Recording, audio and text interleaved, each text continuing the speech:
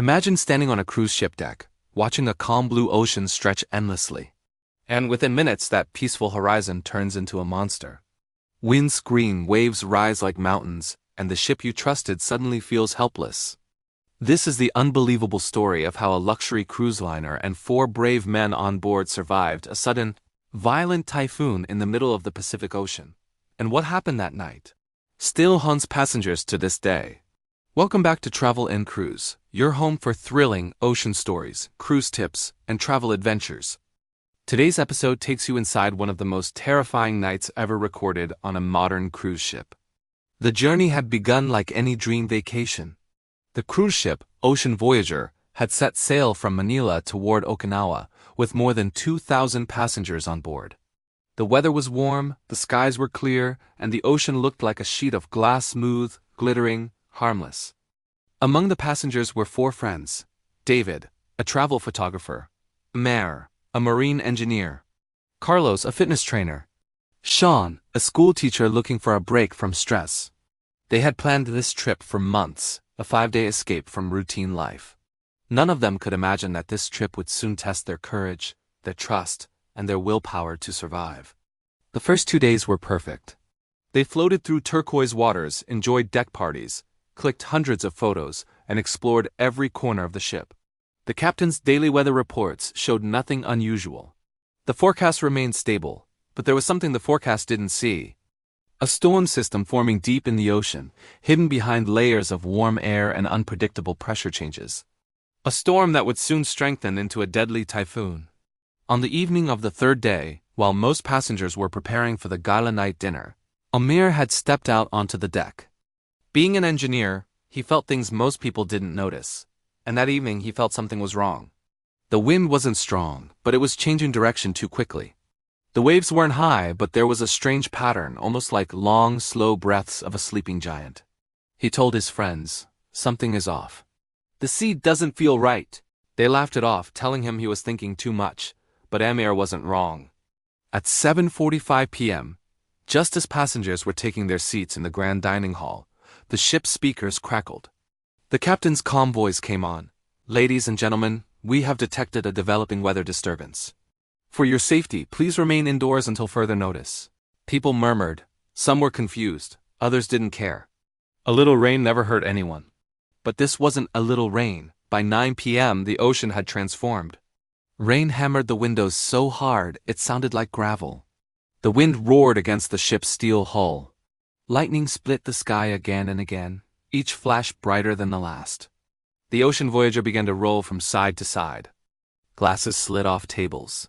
Chairs toppled. Children cried. The crew tried to remain calm, walking quickly through the lounges and hallways, assuring passengers that everything was under control, but they themselves had fear in their eyes. Then at 9:12 p.m., the storm exploded. A massive wall of water nearly 40 feet high slammed into the ship. The entire vessel shook. Plates crashed. Lights flickered. Passengers screamed. The captain's voice came again, louder and more urgent this time. "Attention! All passengers remain in your cabins. Do not step outside. We have entered the outer bands of a sudden typhoon. A sudden typhoon. Something almost impossible to predict. A storm forming so fast that even satellites struggled to capture its birth." The 4 friends looked at each other, stunned. This was no ordinary storm. As the ship tilted to one side, David grabbed his camera and rushed to the window. All he could see was chaos, wave after wave crashing against the deck, spraying white water as high as the funnel. Sean leaned against the wall, trying not to panic. "I can't believe this is happening," he whispered. Carlos, strong and calm, tried to lighten the mood. "Guys, we're gonna be fine. The ship is built for storms." Amir shook his head. "Not for this kind of storm." The ship groaned under the pressure-deep metallic sounds that sent chills down everyone's spine. It felt almost alive, fighting to stay afloat. Suddenly, the power went out. Darkness swallowed everything. For 3 long seconds, the only light came from lightning flashing outside. 3 seconds that felt like 3 hours. Then emergency lights kicked in, glowing faint red. People were terrified. In the hallway outside their cabin, passengers were crying, calling loved ones, praying, and holding onto walls as the ship swayed violently. Another huge wave struck the bow. Water smashed against the windows like a fist. Somewhere below, an alarm sounded. The ship had begun to take on water in one of the storage compartments. The captain and his crew worked nonstop. They sealed off flooded compartments. They adjusted the ship's angle to face the waves head-on. They activated stabilizers to reduce the tilt. And they began slowly turning away from the Typhoon's core. But the storm kept getting stronger. The winds reached 140 kilometers per hour. Waves rose to almost 50 feet. The ship rattled as if giant hands were shaking it. In the passenger lounge, the four friends volunteered to help. Dozens of people were injured, sprained ankles, cuts, bruises, panic attacks. Amir assisted crew members with emergency procedures. Sean comforted crying children. Carlos helped steady elderly passengers. David documented the situation for possible safety reports later.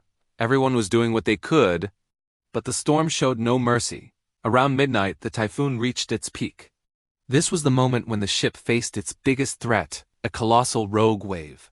It appeared out of nowhere, darker than the surrounding water, rising higher and higher like a mountain.